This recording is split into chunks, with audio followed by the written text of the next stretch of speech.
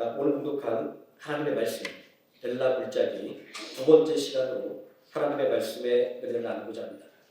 사순절 셋째 주간입니다. 우리를 구원하기 위해 십자가를 지신 예수 그리스도의 고난을 묵상하는 한 주간이 되시기를 바랍니다. 십자가는 구원을 받은 우리에게는 하나님의 능력입니다. 그러나 하나님의 능력을 무시하고 십자가의 은혜를 미련한 것으로 치부하는 움직임들은 여전히 사그라들고 있지 않습니다. 요즘 넷플릭스에서 나는 신이다라는 다큐멘터리가 큰 파장을 불러일으키고 있습니다.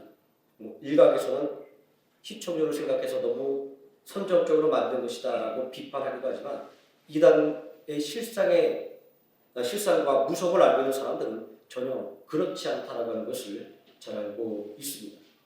제작진의 인터뷰를 보니까 넷플릭스 측에서도 시청률을 의식해서 너무 선정적으로 만든 것이 아니다라는 우려를 표방하고 있지만 제작진은 더 이상 그 수위를 양보하지 못하는 것은 이단의 적나라한 실상을 알리기에는 이것도 모자라기 때문이다라고 말하고 있습니다. 그리고 방송 인터뷰에서 30년간 이단을 추적한 연구자, 또 30년간 그 이단에서 교육을 담당한 교육 담당자, 이들은 모두 한 목소리로 이단이 사회 구석구석에 자리 잡고 있다라고 말합니다. 실제로 이단에 소속되는 사람이라고 지목된 방송 관계자가 그 사실을 인정하고 이단에서 탈퇴하겠다고 선언했다는 뉴스도 있었습니다. 사회적인 물의를 일으키는 이단들의 주장은 한결같습니다. 예수 그리스도의 십자가를 부인하고 스스로를 메시아로 부른다는 것입니다. 예수 그리스도의 십자가가 실패했기 때문에 자신이 구원을 완성하기 위해 이 땅에 온 재림주라고 주장합니다. 또 예수의 영이 자기에게 임했기 때문에 자신이 메시아라고 주장합니다. 대꾸할 가치도 없는 주장들입니다.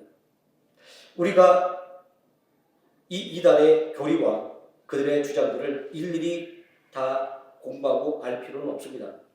그들의 주장을 듣는 것조차도 시간 낭비이고 우리 영혼에 해가 되는 일이기 때문입니다.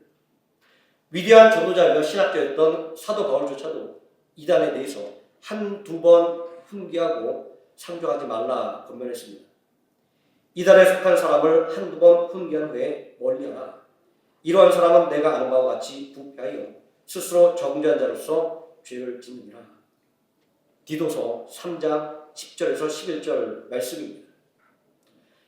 그러니 우리가 힘써 알아야 할 것은 오직 성경에 기록된 말씀입니다. 1.1획도 더 있지 않고 그리고 1.1획도 빠지지 않은 고지 곧들의 말씀 말입니다. 하나님은 레위기의 말씀을 통해서 죄사함의 원리를 알려주셨습니다. 그것은 피 흘림이 없이는 죄사함이 없다라는 것이었습니다. 희생제사를 통한 내속은 예수 그리스도의 십자가의 모형이었습니다. 구약시대에는 희생제물의 머리 위에 안수하여 자신의 죄를 전가하고 그 희생제물을 바칠 때 흘린 피로 죄사함을 받았습니다. 그러나 이 제사에는 명백한 한계가 있었습니다. 그것은 죄를 속죄할 때마다 반복해서 드려야만 하는 것이었습니다. 죄의 굴레에서 헤어나지 못하는 불쌍한 인생들을 구원하기 위해 전능하신 하나님은 특단의 대책을 강구하셨습니다.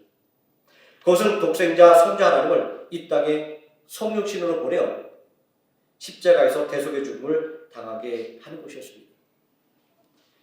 이로써 죄의 굴레를 완전히 끊어버리신 것입니다. 여기서 말씀하고 있는 성육신은 성자 하나님이신 예수 그리스도께서 완전한 하나님이며 동시에 완전한 인간이라는 것을 말씀하고 있는 것입니다.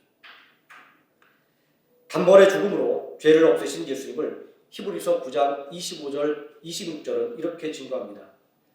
대제사장이 해마다 다른 곳에 비로소 성소에 들어가는 것 같이 자기를 드리지 아니하셨으니 그리하면 그가 세상을 창조한 때부터 자주 고난을 받았어야 할 것이로되 이제 자기를 단번에 제물로 드려 죄를 없이 하려고 세상 끝에 나타나셨느니라. 예수 그리스도의 십자가는 단번에 죄의 문제를 영원히 해결한 것입니다. 누구든지 예수 그리스도를 믿으면 죄 사함을 얻고 구원을 받는 것은 이러한 십자가의 능력 때문입니다. 이어지는 히브리서 9장 28절 말씀은 이와 같이 그리스도도 많은 사람의 죄를 담당하시려고 단번에 들이신 바 되셨고 구원에 이르게 하기 위하여 죄와 상관없이 자기를 바라는 자들에게 두 번째 나타나시리라 라는 말씀으로 십자가를 통한 예수 그리스도의 구원의 완전성과 그리고 완전히 해결된 죄의 문제를 증거하고 있습니다. 예수님의 재림은 우리를 다시금 죄에서 구원하기 위한 것이 아니라 십자가의 대속의 완전성을 증거하기 위한 것입니다.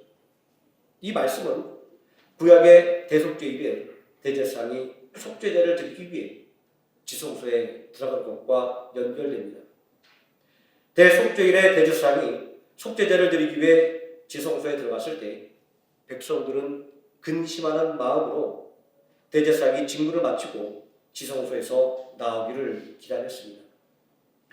그리고 대제사장이 성소에서 나왔을 때 백성들은 대제사장이 자신들을 대신해서 드린 그 속죄제를 하나님께서 받으셨음을 확신할 수가 있었습니다. 이것은 예수 그리스도께서 하늘 성소에 들어가셔서 백성들을 위하여 하나님께 중보하시고 당신을 소망하는 성도들을 위하여 두 번째 나타나시는 재림의 모형인 것입니다. 옛 언약의 대제사장들이 속죄제의 제물을 가지고 지성소에 들어간 것과 마찬가지로 예수 그리스도께서는 성육신의 초림과 십자가의 구속의 사역을 통해서 인류의 죄를 완전히 제거하시고 하나님 dun전에서 중보의 사역을 행하셨던 것입니다. 또한 구약의 대제사장들이 속죄제를 드리고 성소 밖으로 나올 때 밖에서 기다리던 백성들이 하나님께서 속죄제를 받으셨음을 확신하고 기뻐했던 것처럼 예수 그리스도께서 재림하심으로 그리스도를 기다리며 고대하며 기다리던 자들은 구원의 상속자로서 영원한 기업을 누리며 완전한 구원을 소유하게 되는 것입니다. 이 속죄의 구원은 전적으로 예수 그리스도의 십자가를 통하여 은혜의 선물로 주어지는 것일 뿐 우리의 의와 공로를 요구하는 것이 아닙니다. 속죄와 구원은 오직 예수 그리스도를 구주로 믿고 입술로 고백함으로 받는 것입니다. 히브리서 10장 19절 20절 말씀도 그러므로 형제들아 우리가 예수의 피를 힘입어 성소에 들어갈 담력을 얻어나니 그 길은 우리를 위하여 휘장 가운데로 열어놓으신 새로운 살 길이요 휘장은 곧 그의 육체니라. 이렇게 구원은 오직 예수 그리스도의 십자가의 구원을 믿는 믿음뿐임을 증거하고 있습니다. 구원은 오직 예수 그리스도를 구주로 믿는 것 외에는 전혀 다른 방법이 없는 것입니다. 우리는 다시금 폭로되는 이단의 실체를 통해서 뿌리가 뽑히지 않고 여전히 사회 곳곳에서 압력하고 있는 이단의 무서움을 다시금 깨닫게 되면서 우리가 사는 세상은 영적인 엘라 골짜기라고 하는 것을 깨닫게 됩니다. 엘라 골짜기를 사이에 두고 힘을 겨루는 이스라엘과 블레셋의 싸움은 국가의 힘을 겨루는 것과 동시에 그들의 믿음을 겨루는 장이기도 했습니다. 이스라엘과 블레셋의 싸움에서 눈여겨보아야 할 것은 여호와 하나님에 대한 블레셋 사람들의 시선입니다. 사무엘상 4장 7절 이하의 말씀을 보게 되면 블레셋 사람들은 여호와 하나님을 전쟁에 능한 신이라 이렇게 고백하고 있습니다. 그들에게 있어서 여호와 하나님은 두려움의 대상이었습니다. 그러나 하나님의 백성이라고 자부하고 있는 이스라엘은 전혀 두려움의 대상이 아니었습니다. 그 옛날 갈렙이 가나안 거민을 향해서 말했던 것처럼 블레셋은 하나님의 도움이 이스라엘에게서 떠났으니 그들은 우리의 밥이라고 생각했기 때문입니다. 맛을 잃어버린 소금이 길에 버려져 밟히는 것처럼 믿음을 잃어버리면 세상에서 이렇게 무시당할 수밖에 없게 되는 것입니다. 엘라 골짜기를 사이에 두고 힘을 겨루는 이스라엘과 이 블레셋의 싸움은 분명하게 국가 간의 힘을 겨루는 육에 속한 싸움이었습니다. 그러나 동시에 서로의 믿음을 겨루는 영적 전쟁이기도 했습니다. 이 엘라 골짜기 싸움은 처음에는 육에 속한 전쟁으로만 보였습니다. 강한 군대와 강한 장수의 출현으로 인해 이스라엘의 군대가 두려움에 휩싸였기 때문입니다. 이 엘라 골짜기 싸움의 행방은 군대와 장수의 힘이 좌우하는 것처럼 보였습니다. 적어도 소는 목동 다윗이 여호와 하나님의 이름으로 전장에 서기 전까지는 말입니다. 이렇게 볼 때 현실의 장애물들은 우리의 믿음을 평가하는 시험대이기도 한 것입니다. 오늘날 우리 신앙인들이 가지고 있는 문제는 삶과 그리고 신앙을 분리해서 생각한다라고 하는 것입니다. 하나님을 믿기는 하지만 그 하나님께서 내 삶에 개입하셔서 나의 문제를 해결해 주신다라고 하는 하나님의 능력은 믿지 못하는 것입니다. 하지만 우리의 삶과 신앙은 절대로 분리되지 않습니다. 우리는 즉시 경험들을 떠올려 볼 수가 있습니다. 하나님의 도움을 확신하는 믿음이 우리들의 삶에 어떠한 영향을 미쳤었는지, 그리고 그 삶에 다가온 해결할 수 없다고 생각하는 문제들이 우리들의 믿음을 어떻게 뒤흔들어 놓았는지를 말입니다. 이렇게 믿음과 우리의 삶은 상호작용을 만들어냅니다. 그러니 문제의 유제는 믿음과 삶 중에 어느 것이 주도권을 잡느냐 하는 것이 있습니다. 이스라엘과 블레셋의 군대가 마주한 엘라 골짜기는 분명 이스라엘 백성들에게 절망을 안겨주는 땅이었습니다. 현실적으로 이스라엘은 강력한 블레셋 군대와 골리앗이라는 거인 장수를 이길 수 없다라고 생각했습니다. 우리는 이러한 판단 자체를 비난할 수 없습니다. 그것은 부정할 수 없는 현실이기 때문입니다. 그러나 그렇다고 해서 손 놓고 패배를 나가는 것은 있을 수 없는 일입니다. 패배는 곧 굴종과 죽음을 의미하는 것이기 때문입니다. 우리가 담당하고 있는 삶의 문제도 마찬가지입니다. 해결되면 좋고 안 되면 말고 하는 문제가 절대로 아닙니다. 그런 문제는 존재하지 않습니다. 지금 해결하지 못하면 물심양면으로 타격을 받을 수밖에 없는 문제들이기 때문입니다. 잠언은 소원이 더디 이루어지면 심령이 상한다라고 말씀하고 있습니다. 우리는 우리의 심령이 상하는 일들을 수없이 경험하지 않습니까? 그렇게 잠언의 말씀은 소원을 이루는 것이 생명나무라고 우리에게 말하고 있는 것입니다. 우리의 삶은 곧 영적인 전쟁터인 것입니다. 불리한 상황을 역전시키는 것은 믿음입니다. 믿음이 없다고 하면 아무리 대단한 지혜와 힘을 갖고 있다 할지라도 무용지물이 되어버리고 말기 때문입니다.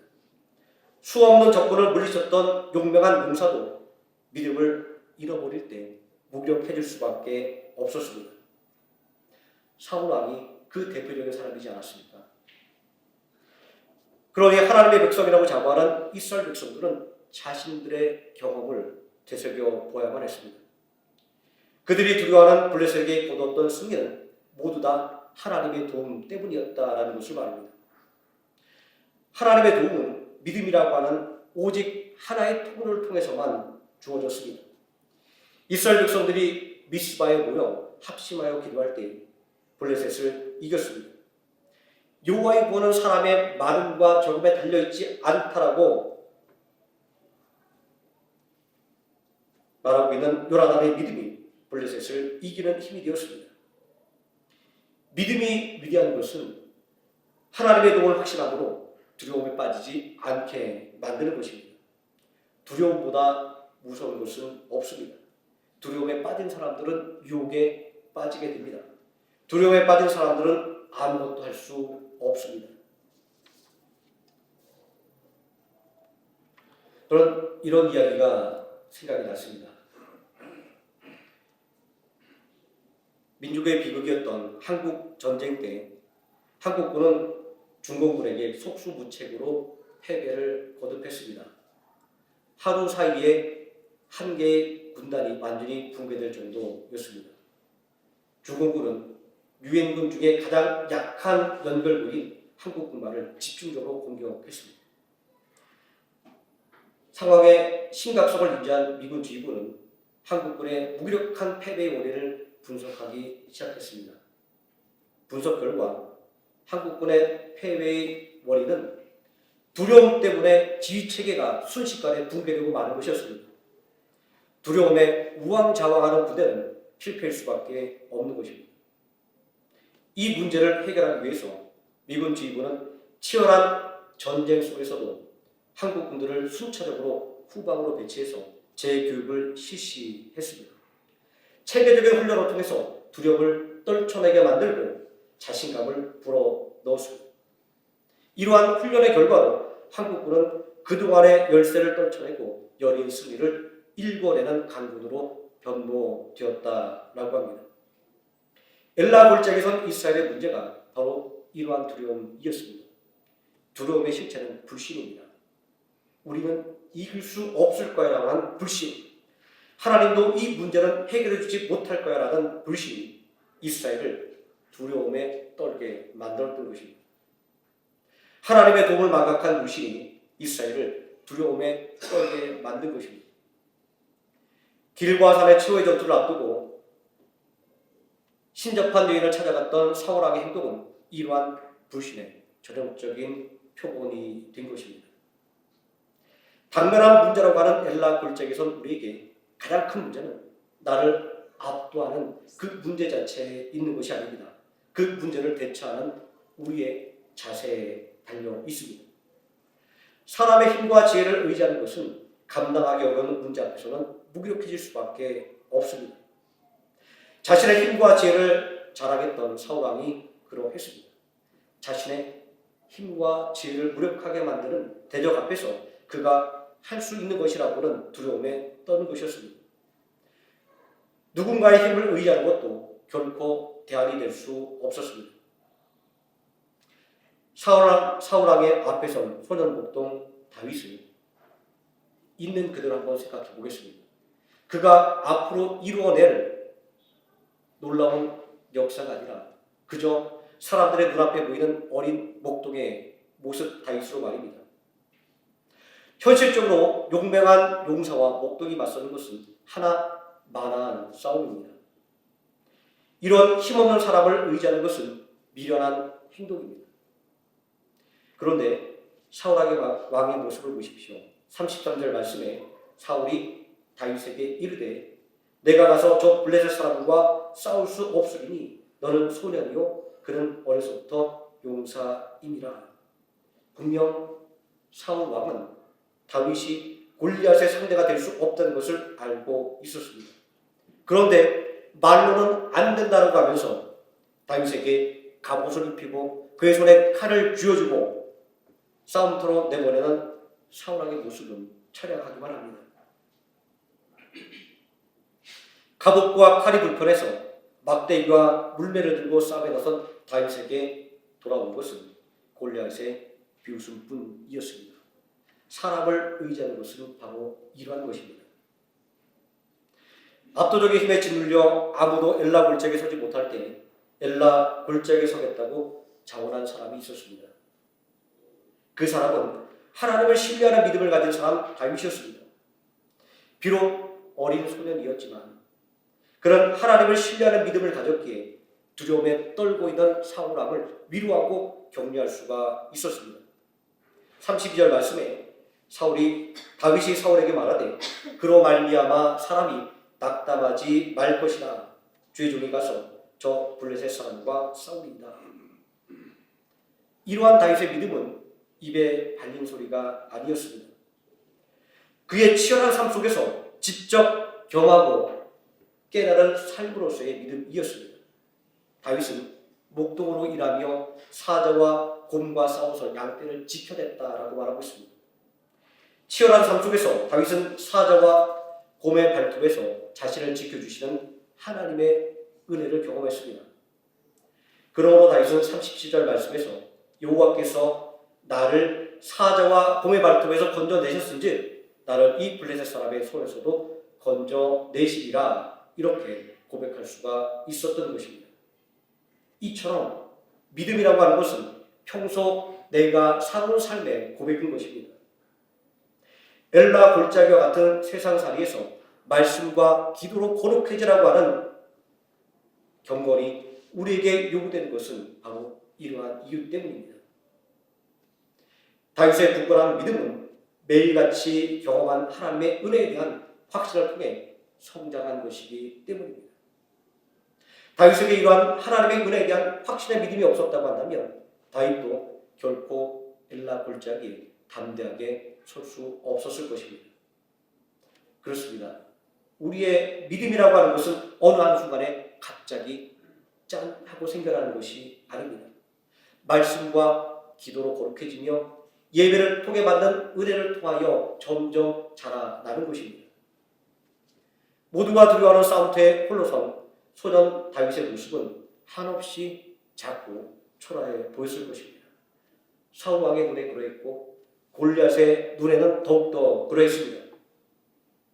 하지만 만군의 여호와의 이름 내가 모독하는 이스라엘 군대의 하나님의 이름으로 내게 나아간다라고 하는 다윗의 선포 속에서 이스라엘 백성들은 엘라 골짜기를 압도하는 용산을 볼 수 있었습니다. 하나님을 신뢰하는 다윗의 믿음의 선포는 두려움에 떨고 있는 이스라엘 백성들의 영적인 잠을 깨우는 기상 나팔이 되었습니다. 다윗의 믿음의 선포를 듣는 순간 이스라엘 백성들은 그동안 자신들이 일궈낸 승리가 자신들의 힘과 능력에 달렸던 것이 아니라 전능하신 하나님의 도움이었다는 것을 깨닫게 된 것입니다. 그들에게 믿음이 회복될 때에 힘의 열쇠는 더 이상 장애물이 되지 않았습니다. 강력한 군대도 더 이상 두려움의 대상이 아니었습니다. 블레셋은 싸워볼 만한 상대가 되었으며 싸워서 이길 수 있다는 자신감으로 충만하게 되었습니다. 사무엘상 17장 52절은 이렇게 증언합니다. 이스라엘과 유다 사람들이 일어나 소리 지르며 블레셋 사람들을 쫓아가서 가이와 에그론 성문까지 이르렀고 블레셋 사람들이 사렙이 가는 길에서부터 가드와 에그론에까지 엎드러졌더라. 우리는 하나님을 신뢰하는 믿음으로 엘라 골짜기에 선 다윗의 모습을 통해서 하나님을 신뢰하는 믿음만이 두려움을 떨쳐버리고 문제와 맞설 수 있는 승리의 비결이라고 하는 것을 확인하게 됩니다. 모두가 숨죽이며 숨어들었던 엘라 골짜기가 담대한 믿음을 가진 한 사람으로 말미암아 모두가 주목하는 싸움터가 되었기 때문입니다. 다윗은 싸우기도 전에 이미 이긴 싸움을 한 것입니다. 그의 견고한 믿음이 낙심한 사람들의 마음에 소망을 불어 넣어주었으며 두려움에 사로잡힌 사람들에게 용기를 주었습니다. 그러므로 이제 우리가 주목해야 할 것은 무엇이 다윗으로 하여금 모두가 두려움으로 숨어들 수밖에 없는 엘라 골짜기에 담대하게 서게 만들었는가 하는 것입니다. 다윗은 양떼를 지키기 위해서 사자와 곰과 맞서 싸웠다고 고백하고 있습니다. 그는 그 과정 속에서 하나님의 보호하심의 은혜를 경험했다라고 고백합니다. 여호와께서 나를 사자의 발톱과 곰의 발톱에서 건져내셨은즉 이러한 그의 경험이 그로 하여금 하나님의 도움을 확신하게 만든 것을 봅니다. 나를 블레셋 사람의 손에서도 건져내시리이다. 다윗은 사망의 음침한 골짜기에서도 하나님의 인도와 보호하심을 확신할 수 있었던 것입니다. 다윗은 이러한 믿음이 있었기에 불가능한 싸움도 이겨낼 수 있었고 그리고 모든 사람들에게 희망과 용기를 불어넣을 수가 있었던 것입니다. 그러므로 그는 주의 지팡이와 막대기가 나를 안위하시니 두려울 것이 없다라고 고백했던 것입니다. 다윗이 모두가 두려움에 떨던 엘라 골짜기에 담대하게 설 수 있었던 것은 갑자기 생겨난 용기 때문이 아니었습니다. 임마들의 하나님의 인도와 보호를 인정하는 믿음이 있었기 때문입니다. 하나님을 경외하는 일상의 삶이 다윗을 엘라 골짜기에 서게 만든 것입니다. 성경이 말씀과 기도로 거룩해지라고 끊임없이 권면하는 이유입니다. 다윗은 자신의 삶 속에서 역사하는 하나님의 손길을 기억할 때 모두가 두려워하는 상황 속에서도 담대할 수가 있었습니다. 이렇게 임마누엘을 확신하는 믿음 앞에서는 어떠한 장애물도 문제가 되지 않는 것입니다. 이렇게 임마누엘을 확신하는 믿음은 잠들어 있는 영혼을 깨우는 능력이 되는 것입니다.